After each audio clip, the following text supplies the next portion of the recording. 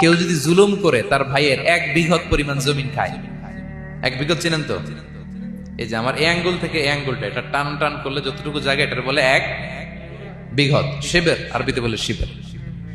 হ্যাঁ, মান যালামা কিদা শিবের। বিষ্ণু বলেন এই 1 শিবের 1 বিঘত জমি যদি কেউ অন্যায়ভাবে জুলুম করে তার ভাইয়ের কাছ থেকে খায়, কিয়ামতের দিন তুবিকা আলাইহি সাবউ আরাদিন, এই 7 জমিনকে আল্লাহ তাআলা তার ঘাড়ে চাপাবে। খা এবার, খা। অন্যের জমি খাওয়ার এত শখ ছিল, এবার 7 জমিন ঘাড়ে কর। কিয়ামতের ময়দানে আপনার দেহটারে বিশাল আকৃতির করা হবে, এই 7 জমিনকে আপনার কাঁধে তুলে দেওয়া হবে। এজন্য আমরা অন্যের রাইটস, অধিকার যেন নষ্ট না করি, কারো উপর যেন জুলুম না করি, কোনোভাবেই না। আমরা নানাভাবে এই জুলুমটা করি। আমরা প্রায় দাদার সম্পত্তি থেকে ফুফুদেরকে বঞ্চিত করি, বাবার সম্পদ থেকে বোনদেরকে বঞ্চিত করি। হ্যাঁ, নিজের ভাই আরেক ভাইকে, আপন ভাই ভাইকে বঞ্চিত করে, জুলুম করে। এরকম দৃশ্যপট আমাদের সমাজে আছে না নাই বলেন তো?